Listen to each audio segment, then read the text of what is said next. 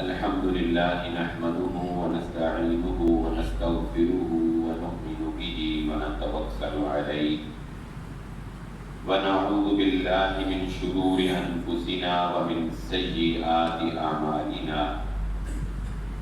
من يهده الله فلا مضل له ومن يضلل فلا هادي له وأشهد أن لا إله إلا الله وحده لا شريك له وأشهد أن محمدا عبده ورسوله اللهم صل على محمد وعلى آل محمد كما صليت على إبراهيم وعلى آل إبراهيم إنك حميد مجيد اللهم بارك على محمد وعلى آل محمد كما باركت على إبراهيم وعلى آل إبراهيم إنك حميد مجيد رب اشرح لي صدري ويسر لي أمري واحلل عقدة من لساني يفقهوا قولي سبحانك لا علم لنا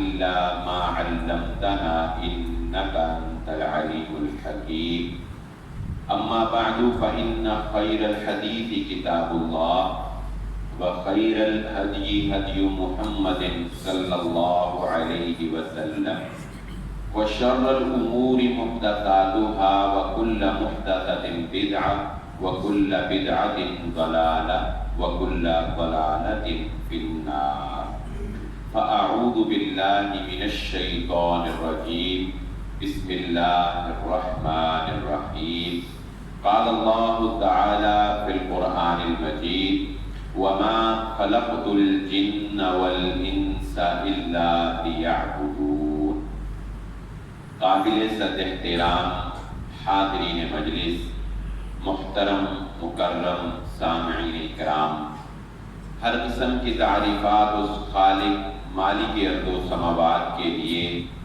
اور لاکھوں کروڑوں درود و سلام آپ محمد مصطفیٰ صلی اللہ علیہ وآلہ وسلم کی ذات اقدس پر۔ ہماری آج کی گفتگو وہ ہماری عبادت سے متعلق ہوگی، جیسا کہ میں نے آیت پڑھی کہ انسانوں اور جنات کی تخلیق کا جو مقصد ہے وہ عبادت ہے، یعنی بندگی بجا لانا، یعنی کہ مکمل غلامی۔ یہ اپنے اندر ایک جامع مفہوم رکھتا ہے لفظ عبادت، لیکن اصطلاحی طور پر عام جب ہم عبادت کا لفظ بولتے ہیں تو ہم اس سے مراد یہی عبادات لیتے ہیں، جیسا کہ نماز ادا کرنا، جیسا کہ حج ادا کرنا، عمرہ ادا کرنا، نماز کے روزے رکھنا، کوئی ذکر و اذکار کرنا، یعنی ان چیزوں کو ہم عبادت گردانتے ہیں۔ یہ ہماری زندگی کا بلکہ مسلمان کی زندگی کا ایک لازمی حصہ ہے جو کہ ہمیں ہر وقت اللہ رب العزت کی یاد دلاتا ہے۔ آج ہم اپنی عبادت کے اندر پائی جانے والی چند کمیاں اور کوتاہیاں جو صرف سستی کی وجہ سے ہیں، علم بھی ہوتا ہے، پتہ بھی ہوتا ہے، بسا اوقات نہیں پتہ ہوتا، بسا اوقات کسی چیز کا علم بھی ہوتا ہے لیکن محض یاد دہانی نہ ہونے کی وجہ سے یا سستی اور کاہلی کی وجہ سے ہم اپنی نمازوں میں کمیاں اور کوتاہیاں چھوڑ جاتے ہیں۔ ہم آج ان مکمل نماز یا مکمل وضو کا طریقہ میں ڈسکس نہیں کروں گا، میں صرف چند وہ غلطیاں جو عمومی طور پر لوگوں میں پائی جاتی ہیں، مجھ سمیت میں بھی اس میں شامل ہوں گا، کبھی میں بھی اس میں سستی کا کاہلی کا شکار ہوتا ہوں گا، ہر انسان خطاکار ہے، لیکن جب یاد دہانی ہوتی رہتی ہے تو جو ہے ایک انسان اس پر کاربند ہو جاتا ہے اور اپنی غلطیوں اور کوتاہیوں میں جو ہے اس کو کور کر لیتا ہے۔ ایک بات ذہن نشین رکھیں، جیسا کہ اللہ رب العزت نے سورۃ النساء میں اس بات کا ذکر فرمایا کہ نماز پڑھنی تو ہم نے ہے الحمدللہ، جتنے بھی نمازی حضرات ہیں، نماز کے اندر اگر سستی اور کاہلی برتی جائے تو یہ سستی اور کاہلی سے پڑھی گئی نماز اللہ رب العزت فرماتے ہیں منافقین جب نماز کی طرف آتے ہیں تو وہ سست نماز پڑھتے ہیں، کاموں کسالہ، سست تھکے ہوئے، جیسے پڑھا کوئی کسی کو جبرن نہیں کسی کو کھڑا کیا جاتا، ایسی نماز جو سستی کا مارا انسان پڑھے اور ایسے تھکے ہوئے وہ جو ہے وہ رکوع اور سجدے اور رفع الیدین سارے تھکے تھکے کام کرے، تو وہ نماز ایسے ہے ایک منافقین کی نماز ہے، منافقین ایسے نماز پڑھتے ہیں۔ اور دوسری بات ریاکاری تو خیر وہ تو ہر عمل کو ضائع کر دیتی ہے، اور دوسری بات جو اس آیت میں اللہ رب العزت نے ذکر کی سورہ النساء آیت نمبر 146 پہ، اس کے آخر میں وہ کیا کہ منافقین کی نماز ایسی ہوتی ہے کہ اس میں ذکر بہت کم ہوتا ہے، ذکر بہت کم، یعنی بس جلدی جلدی ختم کرے کہ جبرن دکھاوے کی جو نماز ہے، عبادت تو وہ تھی نہیں، وہ تو صرف ایک خانہ پوری کرنے کے بھی ہم بھی مسلمان ہیں، تمہارے پیچھے نماز پڑھتے ہیں۔ تو اس لیے یہ بات ذہن نشین رکھ لیں کہ نماز کے اندر سستی سے نہیں کھڑے ہونا، کاہلی سے نہیں کھڑے ہونا، ہاں تھکاوٹ ہے تو ایک الگ چیز ہے، کوئی بوڑھا ہمارا بزرگ ہے تو وہ ایک الگ چیز ہے، وہ اللہ رب العزت جانتا ہے، لیکن ایک فٹ انسان وہ بھی سستی کے ساتھ نماز پڑھے یہ اس کو زیب نہیں دیتا۔ آئیے ہم اپنی گفتگو کا آغاز کرتے ہیں۔ نماز کا آغاز ہوتا ہے وضو کے ساتھ، نماز کا آغاز ہوتا ہے وضو۔ اگر کسی کا وضو ہی درست نہیں ہے تو اس کی نماز بھی درست ہو ہی نہیں سکتی، وضو ہوگا تو نماز ہوگی نا، اگر وضو ہی نہیں ہوا تو نماز بھی نہیں ہوگی۔ رسول اللہ صلی اللہ علیہ وسلم نے فرمایا من توضأ فأحسن الوضو، جس نے وضو کیا، آپ نے یہاں بات ختم نہیں کی بلکہ فرمایا فأحسن الوضو، اور بڑے اہتمام سے وضو کیا، وضو تو کیا لیکن وضو کیا کیا، بڑے اہتمام سے وضو کیا، پورے خیال سے وضو کیا، اس کے ہر قطرے کے بدلے اللہ رب العزت اس کے گناہوں کو معاف فرما دیتا ہے۔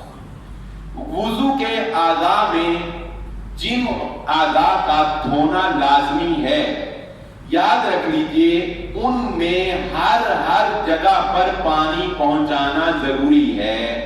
اگر ایک سپاٹ بھی چھوٹا سا بھی اتنی سی جگہ بھی خشک رہ جائے گی تو آپ کا وضو نہیں ہوگا۔ رسول اللہ صلی اللہ علیہ وآلہ وسلم مسجد میں تشریف فرماتے، چند لوگ آئے، ان کی ایڑیاں جو ہے وہ خشک تھی، آپ نے فرمایا ویل للعقاب، خشک ایڑیوں والوں کے لیے ہلاکت ہے، یہ ہلاک ہو گئے۔ عام طور پہ کیا ہوتا ہے، جہاں جو لوگ وضو کرتے ہیں کونی کا یہ جو حصہ ہے زیادہ تر یہ حصہ خشک رہنے کا چانس ہوتا ہے، ایسے ہی ہے نا، یاد رکھیں وضو کرتے ہوئے یہ کونی مکمل یہاں تک سمجھ لیں، یہ میرا بازو آپ دیکھ رہے ہیں یہاں، یعنی کونی جو ہے یہ وضو کے اعضاء کے دھونے میں شامل ہے، اس کا گیلا ہونا ضروری ہے۔ اگر آپ کی کونی کہیں سے بھی یہاں سے بھی خشک رہ جائے گی تو آپ کا وضو نہیں ہوگا۔ اسی طرح جو رسول اللہ صلی اللہ علیہ وسلم ویل اللہ، وہ بھی کہ پاؤں کے اس حصے پہ آپ دیکھیں عام طور پہ اگر آپ سستی کریں گے تو یہاں پانی نہیں پہنچ پائے گا، اگر آپ آگے سے پاؤں، جن لوگوں کو نبی صلی اللہ علیہ وسلم دیکھا ان کی بھی یہ چیز جو ہے یہ کیا تھی، یہ چیز خشک تھی۔ تو وضو میں یہ پورا یہاں تک ٹخنے سمیت یہ پاؤں تر ہونا، یعنی اس تک پانی پہنچانا اور یہاں سے یہ ہونا، یہ ضروری ہے۔ اگر کوئی بھی حصہ خشک رہ جائے گا تو آپ کا وضو نہیں ہوگا۔ عورتوں کی نیل پالش لگانے سے وضو کیوں نہیں ہوتا بتائیں؟ مہندی لگانے سے ہوتا ہے، نیل پالش لگانے سے نہیں۔ کیوں؟ نیل پالش ایک لیمینیشن ہوتی ہے جو ناخن کے اوپر چڑھ جاتی ہے اور ناخن تک پانی نہیں پہنچتا جب نیل پالش لگی ہو، اور کوئی وجہ نہیں ہے۔ نبی صلی اللہ علیہ وسلم کے دور میں تو نیل پالش تھی نہیں نا، ایک لاجیکلی بات ہے کہ نیل پالش جب لگی ہوگی تو ناخن کو تو پانی نہیں لگے گا نا، اوپر سے سلپ کر جائے گا، لہذا جب ناخن کو پانی نہیں لگا تو وضو نہیں ہوگا، اس لیے نیل پالش لگانے سے وضو نہیں ہوتا۔ اسی طرح عام طور پہ یہ جو پاؤں کی ہماری انگلیاں ہیں، یہ بھی ان کا جو درمیانی حصہ ہے یہ بھی تو پاؤں کا حصہ ہے نا جی، یہ جو درمیان میں خلا ہے، اگر آپ انگلی سے ان کو کھول کر اندر پانی نہیں پہنچائیں گے، اگر آپ انگلی سے، جس کو ہم خلال کرنا کہتے ہیں، اگر آپ اپنے ہاتھ کی انگلی سے ایسے اس کو اندر پانی کھول کر نہیں پہنچائیں گے تو اس بات کا بہت خدشہ ہے کہ انگلیوں کے اندر کا جو حصہ ہے وہ کیا رہ جائے گا، خشک رہ جائے گا۔ تو اگر وہ حصہ خشک رہ گیا تو آپ کا وضو نہیں ہوا.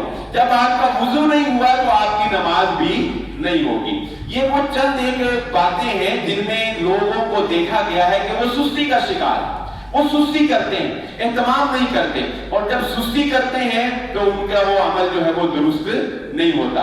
اور علم ہونے کے باوجود کرتے ہیں.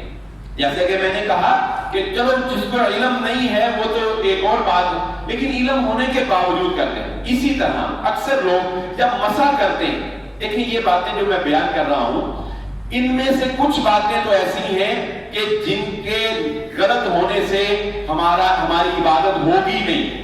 کچھ باتیں ایسی ہیں جن کی کمی کوتاہی سے یہ تو نہیں کہا جاتا کہ نماز ہوگی نہیں یا وضو ہوگا نہیں, لیکن اس سے وضو کے یا نماز کے حسن میں کمی آ جائے گی, اس کی کوالٹی میں کمی آ جائے گی, اس کی فنیشنگ میں کمی آ جائے گی.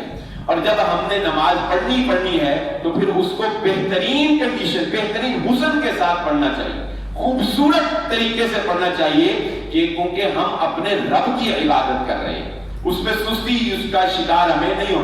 جتنے آسن اور خوبصورت انداز میں ہم اللہ رب العزت کے سامنے اپنی عبادت کو پیش کریں گے, یقیناً اس کے نمبر, اس کے پوائنٹس اتنے زیادہ ہوں گے. ڈرائنگ بناتے ہیں نا بچے, تو ڈرائنگ میں کس چیز کے پیسے ملتے ہیں؟ جس نے بہت خوبصورت ڈرائنگ بنائی ہوگی. بنایا سب نے آم ہی ہوگا. آم بنانے کے لیے ٹیچر کہتے ہیں تو سب نے آم بنانا ہے, لیکن سب سے اچھے مارکس کس کو ملیں گے؟ جس نے آم کو بہت خوبصورت شیپ میں اور کلر بالکل برابر, کوئی باہر نہ نکلا ہو, بالکل برابر کر دیا ہوگا, اس کے مارکس سب سے زیادہ اچھے ہوں گے. تو اس لیے ان عبادات کے مارکس جو ہیں وہ بڑھانے کے لیے اللہ رب العزت کی نگاہ میں, اور ہم یہ جانتے ہیں کہ میں یہ بات کئی دفعہ ذکر کر چکا ہوں کہ یہ عبادتیں جو ہیں یہ گنی نہیں جائیں گی اللہ کے نزدیک. اللہ نے گننا نہیں ہے کہ تو نے 5 پوری پڑھی تھی, 10 تو تیری زندگی کے 18 سال تھے, 1 درجہ 2 اتنے نہیں, بلکہ عبادات کو تولا جائے گا, ماپا جائے گا. کیوں؟ کیونکہ اللہ رب العزت نے عبادت میں پایا جانے والا حسن دیکھنا ہے, اس تقوی کو دیکھنا ہے. وہ گنا نہیں جا سکتا, وہ ماپا جائے گا. تو اس لیے اس عبادت کے اندر ہم نے حسن پیدا کرنا. اچھا آپ دیکھیں اکثر لوگ مسح کرتے ہیں تو بس ایسے کر کے کوئی کر دیتا ہے, کوئی ایسے بس ہلکا سا کر لیتا ہے. مسح کرنے کا جو صحیح رسول اللہ صلی اللہ علیہ وآلہ وسلم سے طریقہ ہے وہ کیا ہے؟ آپ صلی اللہ علیہ وآلہ وسلم اپنے دونوں ہاتھوں کا یہ سر کے آگے سے, جہاں سے آپ کے بال شروع ہوتے ہیں, جن کے بال نہیں ہیں وہ ماتھے سے اوپر سے جہاں سے ہیڈ شروع ہوتا ہے وہاں سے شروع کریں.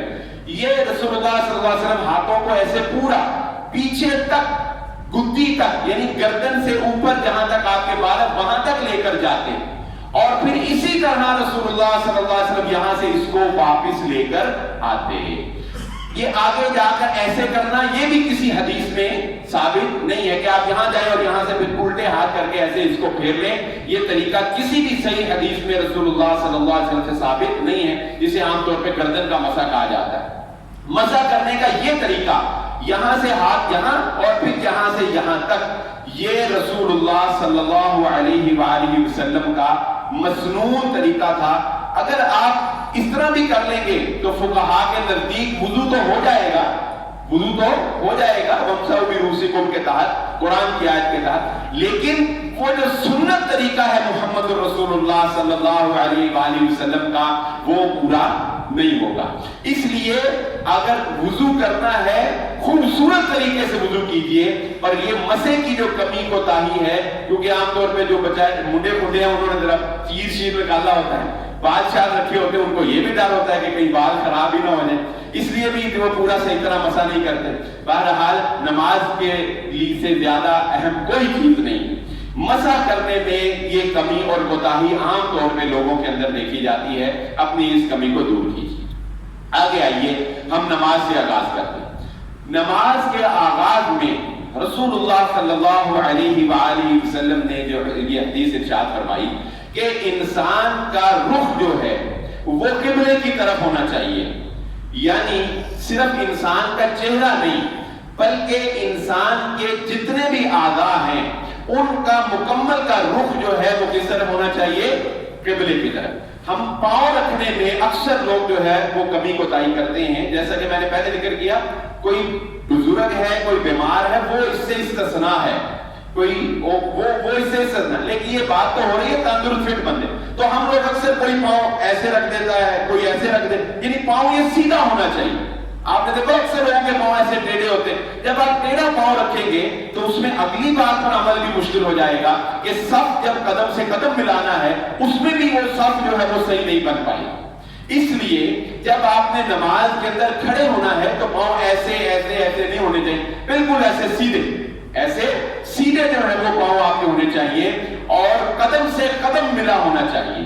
حضرت انس رضی اللہ تعالیٰ کی روایت ہے صحیح بخاری میں کہ رسول اللہ صلی اللہ علیہ وسلم نے فرمایا، میں تمہیں اپنے پیچھے سے بھی اس طرح دیکھتا ہوں جیسے تمہیں اپنے آگے سے دیکھتا ہوں، اپنی صفوں کو درست کر لیا کرو. یہ آپ صلی اللہ علیہ وسلم کا ایک خاصہ تھا، یہ آپ صلی اللہ علیہ وسلم کا ایک معجزہ تھا کہ آپ کو پیچھے سے بھی ویسے ہی نظر آتا تھا جیسے آپ کو آگے سے نظر آتا تھا. تو حضرت صحابی کہتے ہیں کہ نبی صلی اللہ علیہ وآلہ وسلم کی اس بات کے بعد ہم ایک دوسرے کے قدم سے قدم ملا لیا کرتے تھے. ہم ایک دوسرے کے قدم سے قدم ملا لیا کرتے تھے. تو صف بندی نماز کے آغاز سے قبل صف بندی کا اہتمام دونوں طرح ہونا چاہیے. صف سیدھی بھی ہونی چاہیے.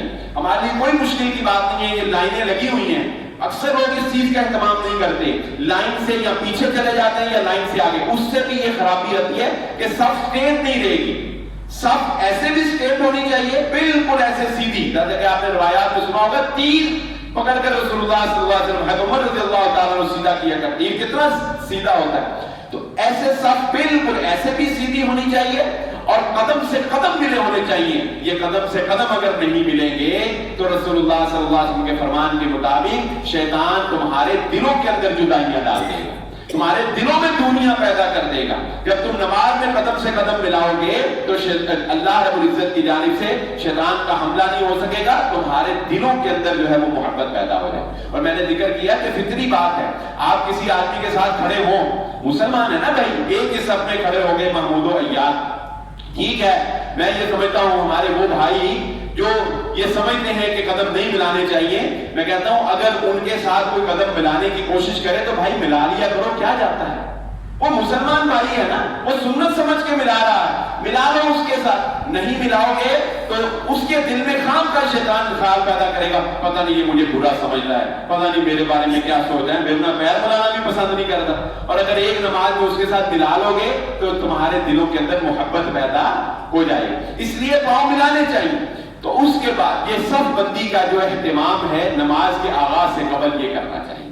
آئیے اس کے بعد آگے چلتے ہیں. پوری نماز کے اندر حضرت عائشہ صدیقہ رضی اللہ تعالیٰ عنہ کی یہ روایت ہے، اللہ کے نبی صلی اللہ علیہ وآلہ وسلم کا جو عمل تھا وہ فرماتی ہے کہ آپ صلی اللہ علیہ وسلم بیت اللہ میں داخل ہوئے، آپ نے 2 رکعت نماز ادا کی اور پوری نماز میں رسول اللہ صلی اللہ علیہ وآلہ وسلم کی جو نگاہ تھی وہ سجدے کی جانب تھی. پوری نماز آپ رکوع میں جائیں، آپ تشہد میں بیٹھیں، آپ قیام میں کھڑے ہوں، راجح قول کے مطابق آپ کی نظر جو ہے، آنکھیں جو کھلی ہوں تو آپ کی نگاہ کہاں ہونی چاہیے؟ سجدے کی جانب آپ کی نگاہ جو ہے وہ ہونی چاہیے. جیسا کہ حضرت عائشہ صدیقہ رضی اللہ تعالیٰ عنہ کی رسول اللہ صلی اللہ علیہ وسلم کی روایت. اکثر لوگ جب اس میں کوتاہی کا شکار کرتے ہیں وہ کیا کہ جب آپ نے نماز کا آغاز کرنا ہے تو نماز کا آغاز تکبیر تحریمہ سے ہوتا ہے. تو تکبیر تحریمہ کے وقت ہی اللہ اکبر کہتے ہوئے آپ کی نگاہ ادھر ہونی چاہیے. یہ نہیں کہ آپ ایسے دیکھ کے اللہ اکبر کہہ رہے ہو، ایسے دیکھ کے ادھر دیکھ کے ادھر دیکھ کے اللہ اکبر نہیں کہنا. نماز شروع ہو جائے گی جب آپ ایسے اللہ یا آپ نے اللہ کیا تو آپ کی نماز کیا ہوئی؟ شروع. اب جب آپ نے اللہ کرنا ہے تو آپ کی نگاہ کہاں ہونی چاہیے؟ سجدے کی جانب. پھر ہمارے اکثر دوست، یہ تو بہت ہی کوتاہی ہے، ہمارے اکثر دوست رفع الیدین کرتے ہیں، کوئی ایسے کرتا ہے، کوئی ایسے کرتا ہے، کوئی بالکل ہی ایسے، کوئی ایسے کرتے ہیں کہ نہیں کرتے. رفع الیدین کرنے میں انتہائی کوتاہی کا شکار ہے، رفع الیدین کرنے میں. اور وہی بات آ گئی، سب کو علم بھی ہے، بس ایک سستی، ایک کاہلی، ایک اہتمام نہ کرنا. اس وجہ سے ہمارے آپ کسی کو دیکھ لیں یہاں پر مسجد میں 10 آدمیوں کو دیکھیں گے، 10 کا رفع الیدین کا طریقہ مختلف ہوگا. کیوں؟ علم ہے لیکن بس سستی ہوگا. رفع الیدین کرنے کا جو رسول اللہ صلی اللہ علیہ وآلہ وسلم کا صحیح طریقہ ہے، جیسا کہ میں نے پہلے بھی ذکر کیا، تکبیر تحریمہ کے وقت کانوں کو ہاتھ لگانا کسی بھی صحیح حدیث سے ثابت نہیں۔ رسول اللہ صلی اللہ علیہ وسلم حلوہ بن کی بھئی آپ صلی اللہ علیہ وآلہ وسلم جب ہاتھ رفع الیدین کرتے تو آپ کے ہاتھ یہ کندھوں کے، یہ شانوں کے برابر ایسے، یہ آپ ایسے کھڑے ہیں، یہ ایسے آپ نے نہ انگلیاں بالکل ایسے ٹائٹ کرنی ہے نہ ایسے بند کرنی ہے، بس نارمل حالت میں یہ ایسے آپ نے یہ رفع الیدین کرنا، نہ اس کو اوپر لے کر جانا ہے کہ یہ کانوں کی لو سے یہ اوپر چلا جائے، یہ کانوں کی لو اور یہ جو شولڈر ہے آپ کے، بس یہ یہاں پر یہ آپ کا رفع الیدین جو ہے یہ ہونا چاہیے۔ یہ تکبیر تحریمہ کا رفع الیدین ہو، رکوع میں جاتے رفع الیدین ہو، رکوع سے اٹھتے ہوئے رفع الیدین ہو، یہ کوئی بھی رفع الیدین ہو تو آپ کا رفع الیدین وہ ایسے ہونا چاہیے، پتہ لگے اہتمام کے ساتھ کہ اللہ یہ دیکھ میں خالی ہاتھ تیرے سامنے کھڑا، ہینڈز اپنی جیسے انسان ہو جاتا، بے بسی کا اظہار، نماز تو ہے ہی عاجزی اور انکساری کا اظہار اللہ رب العزت کے سامنے کہ یا اللہ میں تیرا عاجز بندہ ہوں، میں تیرا خاکسار گناہگار بندہ ہوں، میرے پلے کچھ نہیں ہے، تو ہی عطا کرنے والا ہے، تو ہی معاف کر دینے والا ہے۔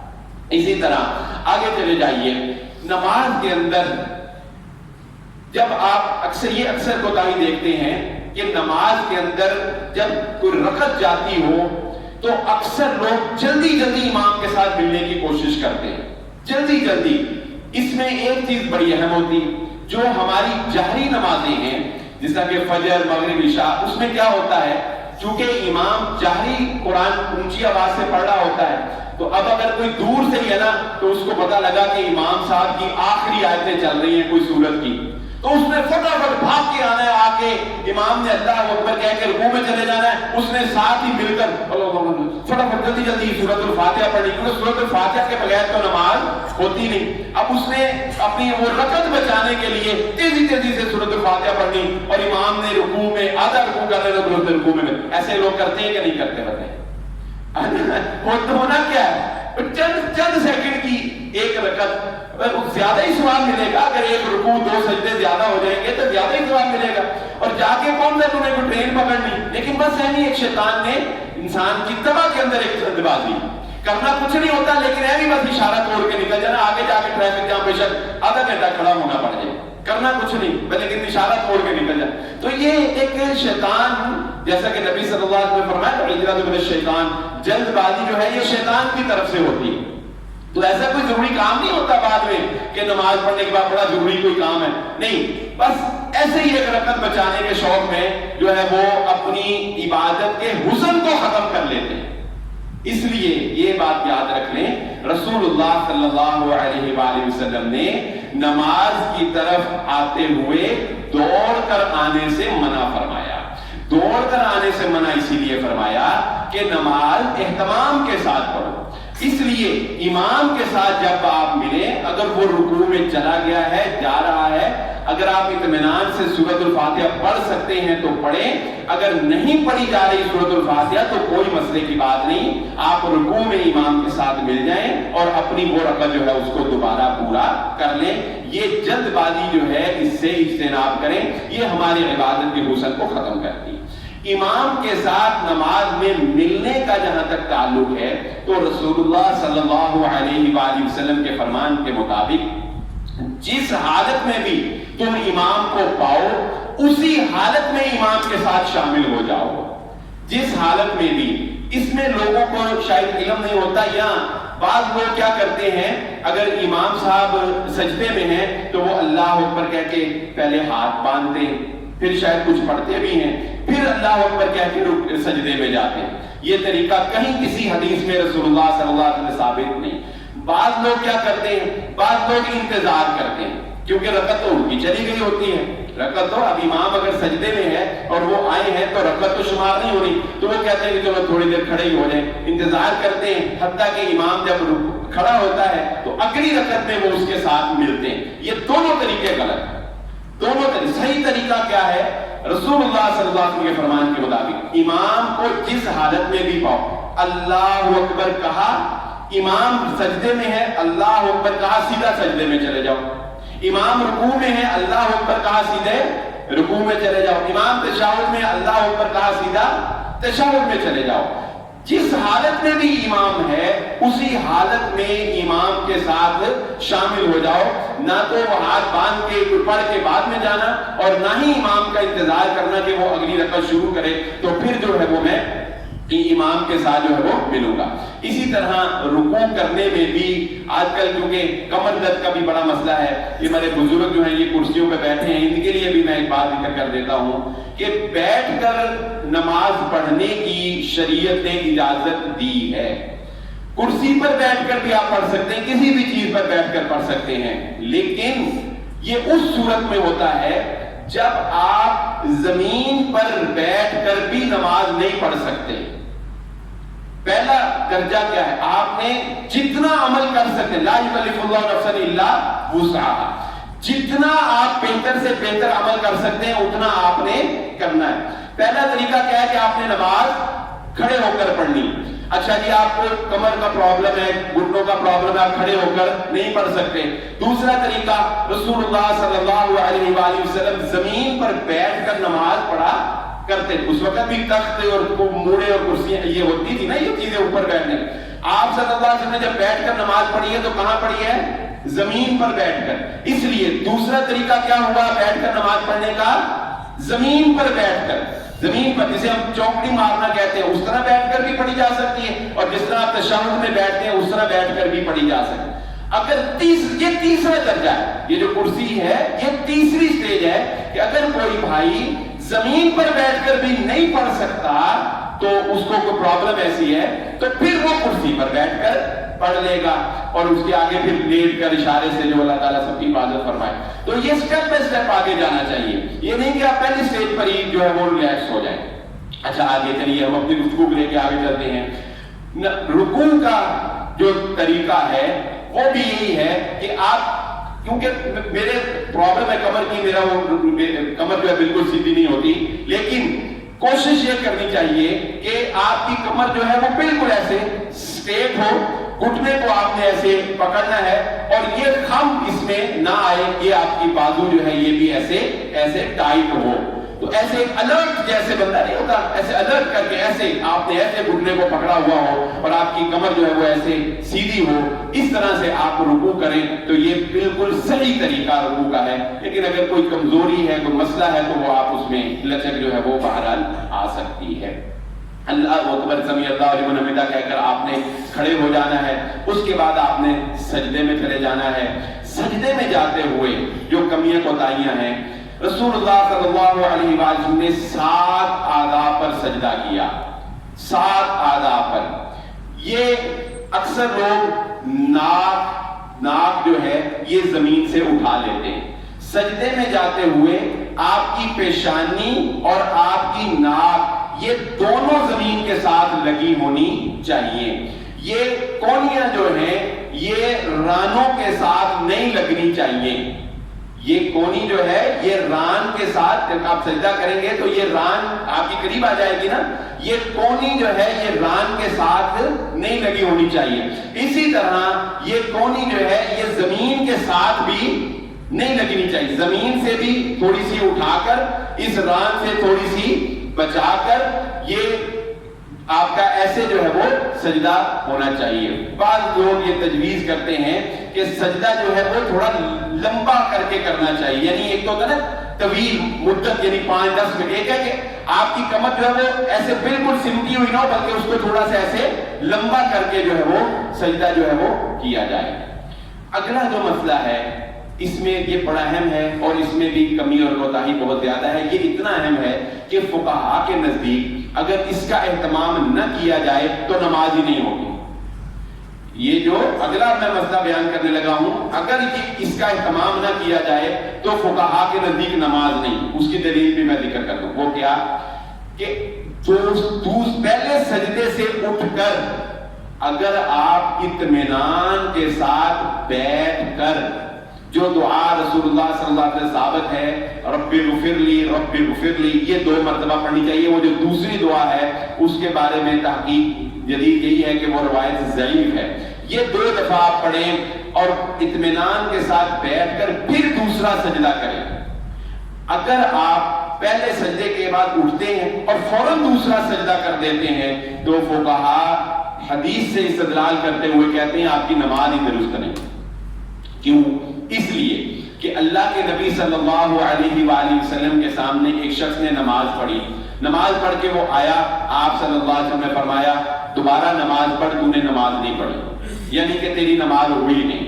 اس نے پھر نماز پڑھی، وہ نماز پڑھ کے پھر اللہ کے نبی صلی اللہ علیہ وسلم کے پاس آیا، آپ صلی اللہ علیہ وآلہ وسلم نے اس کو پڑھا دوبارہ نماز پڑھ، تیری نماز نہیں ہوئی، تو نے نماز گویا پڑھی ہی نہیں۔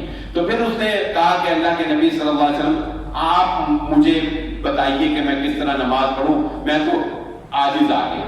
تو اس حدیث میں ساری نماز اللہ کے نبی صلی اللہ علیہ وسلم نے اسے سکھائی اور اس کو یہ بتایا کہ اہتمام سے آرام سے رکوع کر، اہتمام سے آرام سے سجدہ کر۔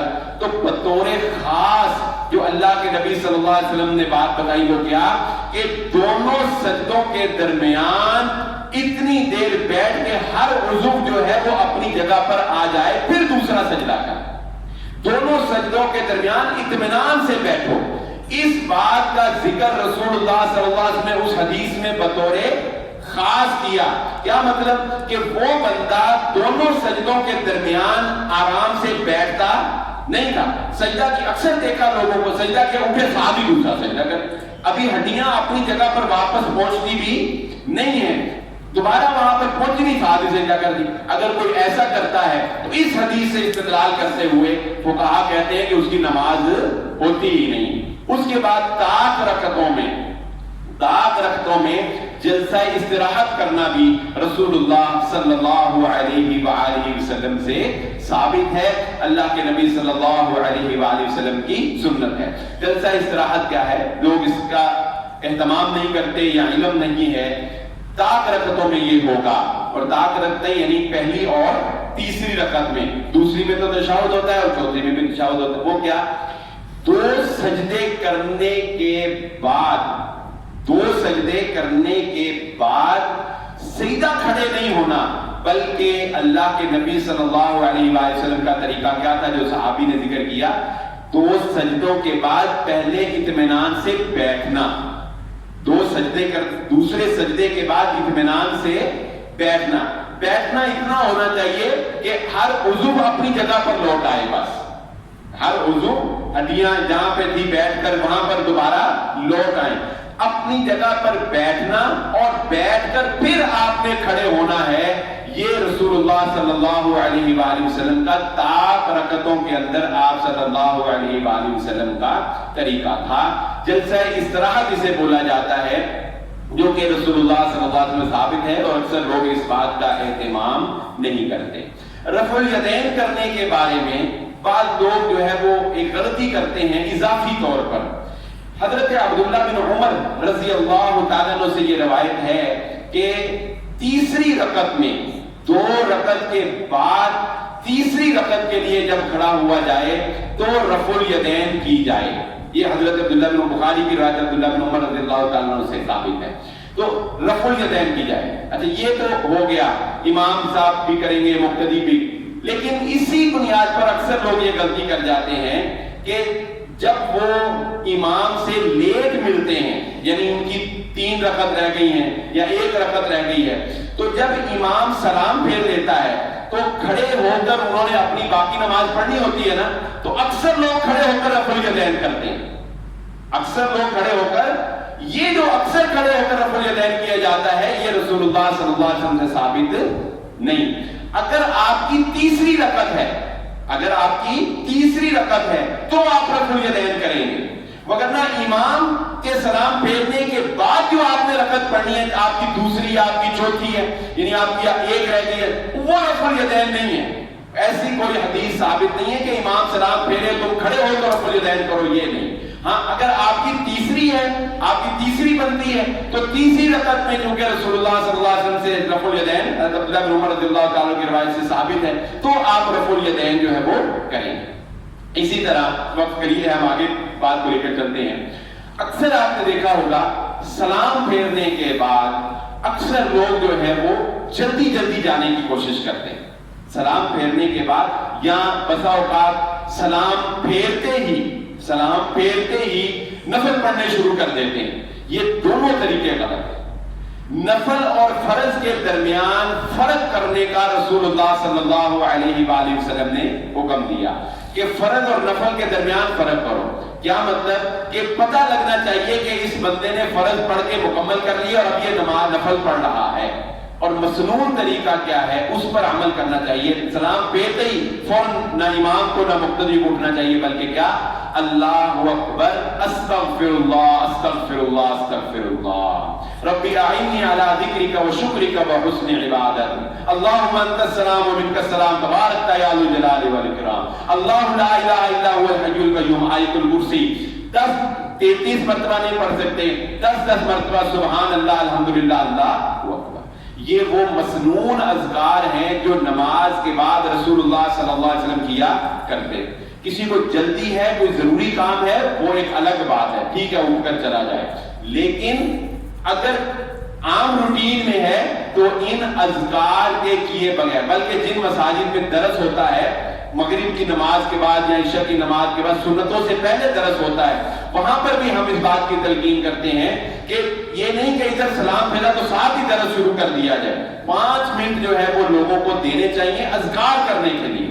سنتیں جو ہے لوگ بے شک بعد میں پڑھ لیں، لیکن یہ اذکار کرنے کے بعد جو ہے وہ لوگوں کو اٹھنا چاہیے.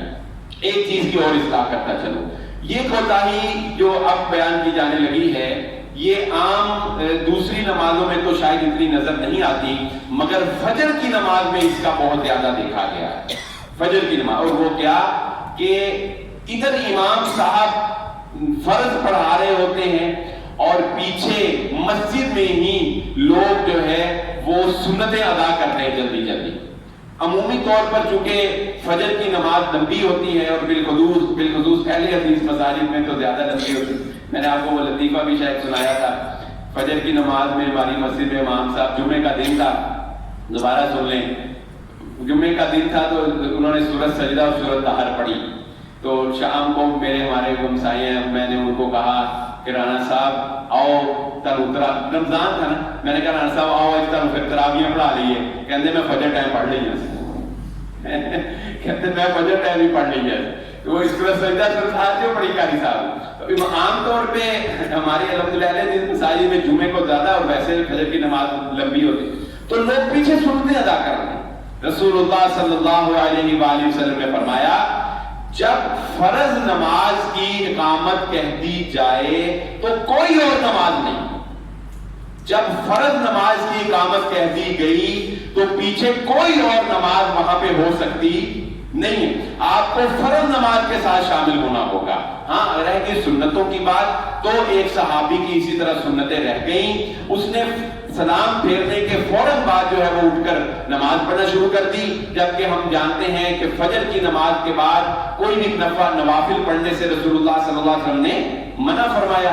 تو اس نے 2 رکعتیں پڑھنی شروع کر دی. اللہ کے نبی صلی اللہ علیہ وآلہ وسلم نے پوچھا یہ تم نے کون سی نماز پڑھی؟